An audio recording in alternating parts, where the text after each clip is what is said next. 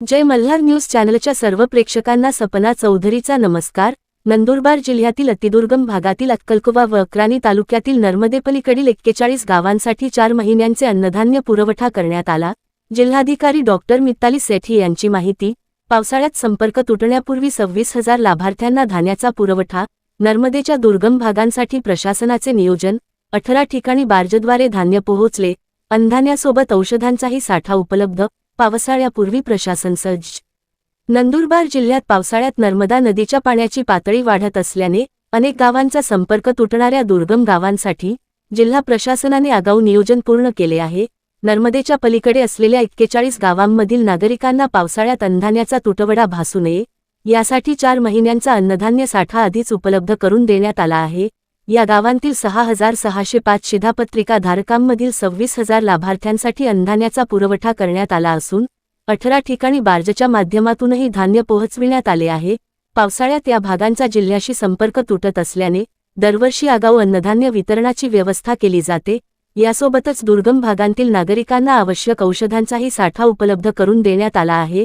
तसेच शिधापत्रिका योजनेत पारदर्शकता आणण्यासाठी अपात्र लाभार्थ्यांची नावे वगळून पात्र आणि गरजू नागरिकांना प्राधान्याने शिधापत्रिका देण्याची प्रक्रिया राबविण्यात येणार असल्याची माहिती नंदुरबार जिल्हाधिकारी डॉक्टर मिताली सेठी यांनी दिली आहे।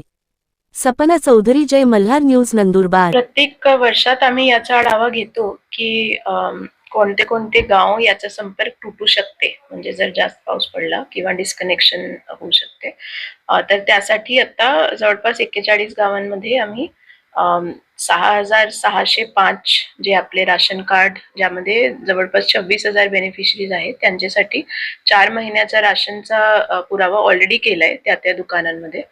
आणि बार्जमध्ये पण बार्ज मार्फत पण जे आपल्याला धान्य देता येईल, लोकांना डिस्ट्रीब्युशन करता येईल, असे पण 18 गाव आहेत।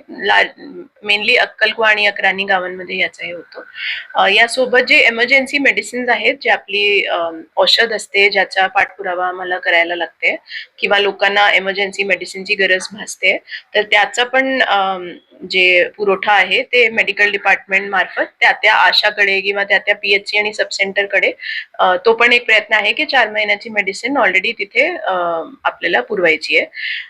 कोणाला पण जर यामध्ये काही त्यांना राशन नाही मिळाला, आमचे महिन्यातली मीटिंग मध्ये आम्ही आता नवीन राशन कार्ड बनवायची पण सुरुवात केली आहे। ज्या डिलिशन झाले, म्हणजे प्रत्येक महिन्यात आम्ही प्रयत्न करत आहोत की जे आमचं क्लिनिंग ऑफ रेकॉर्ड आहे, की जिथे जिथे मयत झालंय किंवा लोक बाहेर गेले त्यांचं नाव कमी करून ज्यांना खूप गरज आहे त्यांना परत आम्हाला राशन कार्ड देता येईल, अशी पण एक मोहीम आम्ही मागच्या महिन्यापासून सुरू केली आहे। प्रत्येक तालुक्यामध्ये 1000 पेक्षा जास्त असे राशन कार्ड कमी झाले आणि नवीन राशन कार्ड बनवायचं आम्ही सुरू केलंय। तर लोधा आणि शहादामध्ये पुनर्वसन जे 14 गाव आहे, त्यामध्ये सगळे गावांमध्ये आम्ही एक कॅम्प घेऊन तिथे जे नवीन लोक आले त्यांना पण आम्ही राशन कार्ड दिलंय। कोणते पण लोकांना जर यामध्ये काही प्रॉब्लेम आहे तर कृपया करून आम्हाला कळवावा आणि आपल्या गावांमध्ये पण आम्हाला कॅम्प घेता येईल, किंवा कोणाला पण राशन जर व्यवस्थित मिळत नाहीये तर आपण कृपया डेफिनेटली तक्रार करा आणि आम्ही त्याची नोंद घेऊ।